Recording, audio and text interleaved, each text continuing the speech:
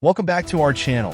Today, we dive deep into the heart of Russia, where a wave of protests has erupted against the government. What sparked this unrest? Don't forget to like this video and subscribe to our channel for more content like this. And what does it mean for the future of the nation? Stay tuned as we explore the shocking events unfolding in the streets of Russia. To understand the current situation, we must first look at the backdrop. Over the past few years, Russia has faced increasing political repression, economic struggles, and social unrest. Many citizens feel their voices are being silenced, and the recent government actions have pushed them to the brink. It all began with a controversial law that many viewed as an attack on free speech. When news broke out, thousands took to the streets, igniting a fire that quickly spread across major cities. The protests are not just about one law. They represent years of frustration and anger towards a government that many see as increasingly authoritarian. From Moscow to St. Petersburg, the protests have been marked by fierce determination. Citizens are demanding change, chanting slogans for democracy and justice. But the government's response has been swift and brutal, with reports of mass arrests and violent crackdowns. The world is watching as the situation escalates. We spoke to several protesters who shared their stories. One young woman told us, "We can't stay silent any longer. This is our future at stake." An activist added, "We are fighting for our rights, for our children's rights." These voices echo a growing sentiment. Enough is enough. The unrest in Russia has not gone unnoticed on the global stage. Leaders around the world are calling for restraint, while some are rallying behind the protesters.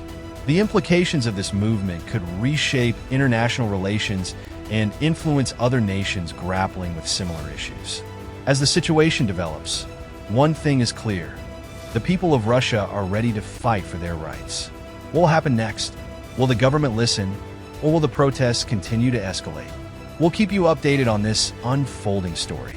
Don't forget to like, subscribe, and share your thoughts in the comments below. I was going to make a video about how the Russian war economy is starting to show signs of cracking, but then a pro-Russian account messaged me and said Russia doesn't have a war economy, it's a special military operation economy.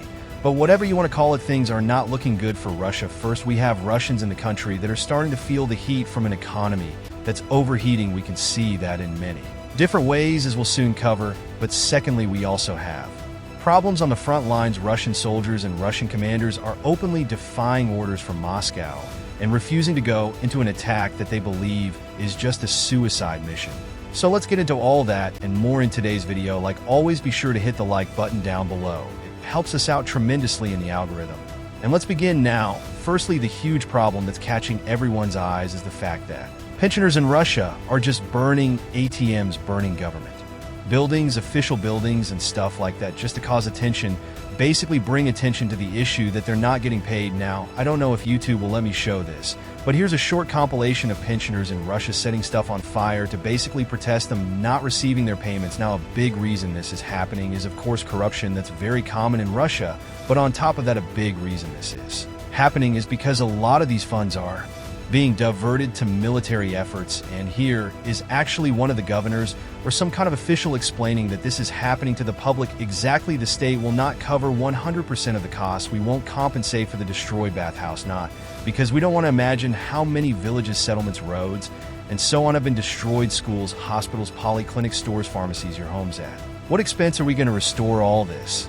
And we still have the smoke going on.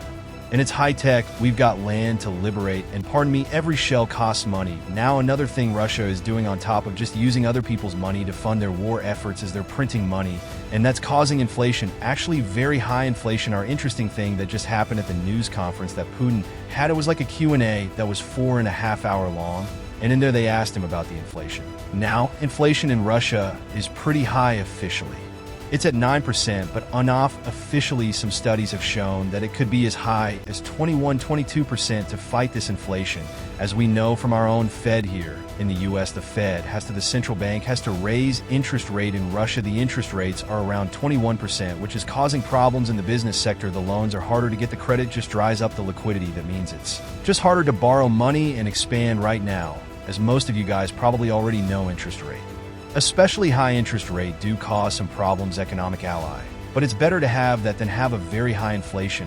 So the central bank is kind of forced to fight inflation with high interest rates, and Putin just changes the whole question about inflation to blaming it on the central bank and basically saying what central bank is doing is not good. There has to be some other way to fight inflation because he says inflation is problematic, but interest rate being so high is also problematic. But the fact that Putin publicly said that there has to be a different way to fight inflation is just pure comedy, because it's in his hand to fight inflation. If he just stops spending on the military, so much the inflation will likely come down. It's the government that's spending so much money and messing up the whole other sectors in the Russian economy.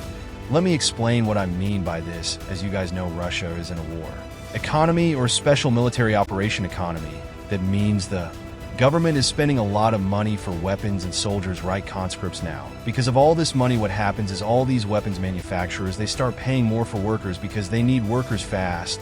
And they want to produce as much as they can because it's like guaranteed money, right? The government tells you, hey, we need this, they're going to pay. So it's like you want to produce this as quickly as possible.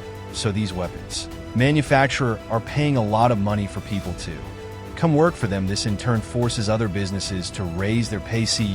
They have to pay a lot to just attract the same talent pool. Now on top of that, the Russian government itself, the Russian armed force, or whatever they're called, they're paying a lot of money to soldiers and conscript too, because they need people on the front lines. As we know, the whole Russian strategy is just human meat waves, just send people in and hope the Ukrainians run out of ammunition, and then the experienced fighters, the elite fighters, go in and take over the positions. Now this in itself is already bad. The government is basically printing money and spending it so they can take over another sovereign country.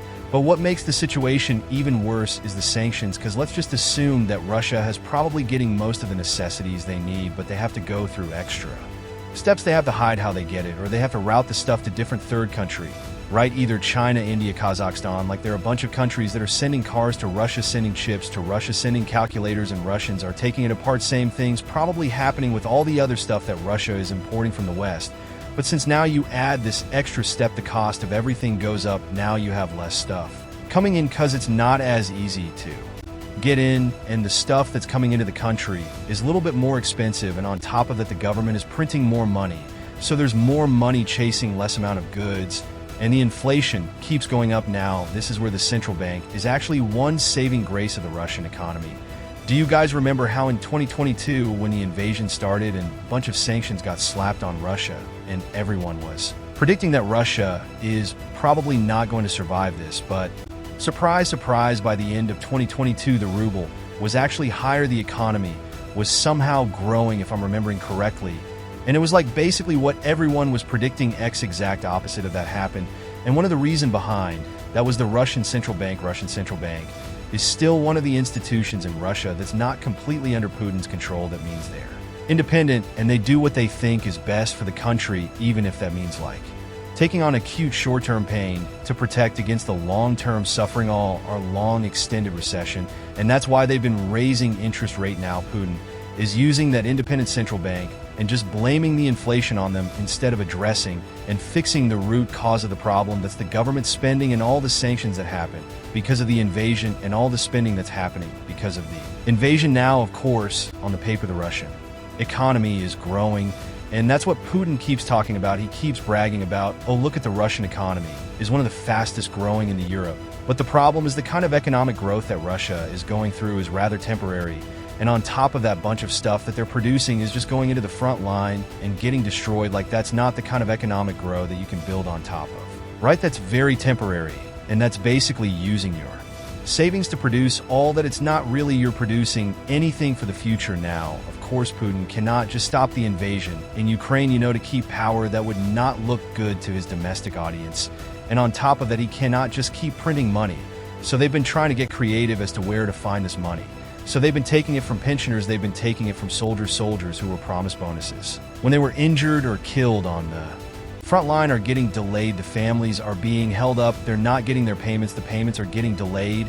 And Putin was actually asked about this in his 4-hour Q&A. And this is what he had to say: Mr. President, our military personnel who are currently liberating the KSK region do not have the status of a participant in the special military operation. Pardon, they don't have the status of a participant in the special military operation. Why? because they are participants in the counterterrorism operation. This also affects the payments they receive. We received several requests, mostly from the wives of the military personnel. My husband serves in an assault company in the KSK region and is carrying out combat missions in October and November. He received a pay allowance of 42,000 rubles. Even though he is on battle positions, many soldiers have not received combat daily payments for 3 or 4 months. It has been argued that they are in the zone of a counterterrorism operation, not the special military operation in the KSK region. They are paid a monthly salary of 25,000 rubles, not the 210,000 rubles promised in the Ministry of Defense contracts. Can this situation be corrected? It can and should be rectified. This is a mistake on our part. That is no news to me. I understand what you were talking about. Our servicemen who fought in other parts of the front are recognized as combatants. If they have been transferred to the KSK region, they should receive all the payments they are entitled to. I will look into this. There might be a category of individuals who had not previously participated at all or had not been on the front lines and were deployed to the KSK region from the very beginning. So they were not classified as participants in the special military operation. To be honest, it never occurred to me, and I apologize for that. This will be corrected. It is unfortunate that the military department did not pay attention to this either. After all, it primarily falls under their responsibility. We will correct everything, and all servicemen who are carrying out their duty to the motherland on the line of contact will receive all payments due to them. We will recalculate retroactively. Now, clearly Putin cannot admit on national television that this was by design. Basically, the situation that was going on is all the soldiers who died or got wounded, injured on the Kursk frontline, the Russian military was basically telling them, hey, since you're not in Ukraine, you don't qualify for any of the bonuses that we're giving out to people on Ukraine. But the problem here is the fact that when these soldiers were signing up to become a conscript, they weren't told that in fact Russia used the bonuses as like a hook to get these people in and have more people sign up. And that's why they keep increasing the bonuses every time they have problem mobilizing enough people. Every time they have problems getting enough volunteers, they up the amount of price. And then all the people who really need money and cannot get hired anywhere else, they go sign up for the military. And on top of that, another problem that Russia is facing is corruption.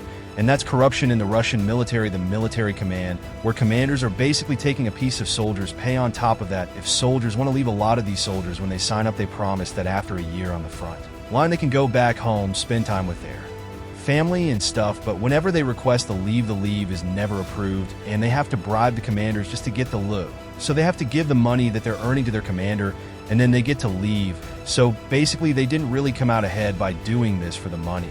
And that's how the Russian government is getting them in, by saying, hey, you can earn so much money, while serving your country. But that's not how exactly it happens. Here's Chuck Farr explaining that a little bit more. 20 years of Putin ruling, he doesn't promote good officers. There's no military meritocracy. When you're a lieutenant, you shut up and you watch the major trade equipment and make money. Then when you're a captain and a major, you get in on the grift too. By the time you're a colonel or a general, you're making hundreds of thousands of rubles trading uniforms and tank engines and whatever you got. So these clowns are now Putin's officers. So an inept military, it's not Putin's problem, it's his legacy, man. He built it, and he's got soldiers like this by clown officers. And there's another reason why they'll never win this war. It takes a generation to reboot a military. If he brought everyone home right now and said, okay, we're going to train everybody, that takes a generation. All of these corrupt officers, they've got to die off, man, right? You've got to root them out, root and branch. It's an insurmountable problem. Since you bring up a Ukraine or Russian generals, I know if you notice, it seems Ukraine is targeting these generals and targeted attacks. Crimea, we had someone in a car bomb, someone was shot in the back in Moscow, who was a general too. How much of the impact is that having for Russian on the front line? These, well, it's almost like you would want to leave an unsuccessful general in place. However, for example, this was about a year and a half ago. This shows you how elegantly Ukraine has penetrated Russian command structures, right? There's a condo on the beach in Crimea, and this 3-star general lived there. He got hit with a Neptune cruise missile at 3 o'clock in the morning, right in his bedroom window, right? So they knew when this guy went to work, when he came back where he lived, and at 3:30 in the morning, he was definitely going to be in this bedroom, right? There was a case in Umita about 2 years ago. There was a meeting of the regimental staff of this big regiment. So the general, the colonels, the majors, everybody, about 200 officers meeting in a ballroom at this resort near Mapol. Wham, hit with a HIMARS, decapitated the entire leadership of that unit. So, and those are in unconventional and special warfare. That's one of the things that SEALs do. You go after the C4 right command control and communications nodes of command and listen high-value enemy officers' HVTS stats. A 100% legitimate military target year or two ago, where they targeted some general or major through AR running app he was using it's like social media, and Ukraine was able to find him using that absolutely the captain of a submarine that had been squirting cruise missiles at Ukrainian hospitals and cities. He went out for a jog in Novoriya, and man, I don't know how the hit went down, but knowing something about this, I know exactly what happened. Two guys on a motorcycle came up, slowed down a little bit, and just as he turned around, they popped him. And I think it was probably with a Ruger Silence 22, which makes about this much noise. That was it. So that the message that sends, imagine the message that sends to every submarine captain you know, and some of those targets, man, when you're getting a guy on the streets of Moscow, that's the reach. Imagine if General Miley got killed on the streets of Arlington, Virginia sends a message, man, now, as if that wasn't bad enough. Russian commanders and Russian soldiers are now turning on their own superiors and basically defying orders. Russian soldiers increasingly sabotage their own boats and equipment to avoid having to storm the Dino River Island on the southern front. The Dino Delta lies at the river's mouth in Horan Oblast, with the water body diving the region between Ukraine-held territories in south-northwest and Russian-occupied areas in the southeast. From their positions on the east bank, Russian forces have been shelling the city of Heron and surrounding villages, killing civilians in attacks that continue to this day. YouTube is still not a fan of a lot of topics we cover, and that means the videos get restricted and demonetized. That's why we recently launched memberships and Patreons. This way you guys can support the content we make directly if you're able to, because we want to continue covering this type of topics even if advertisers don't like it. We like doing it, and hopefully you guys like watching it. That's why Patreon and memberships give us a way to continue doing that without worrying about YouTube demonetizing our videos. So if you're interested and you're able to support us, you can do so by joining or Patreon or becoming a member on YouTube. The QR codes will be on the screen and the links in the description. Your support is greatly, greatly appreciated.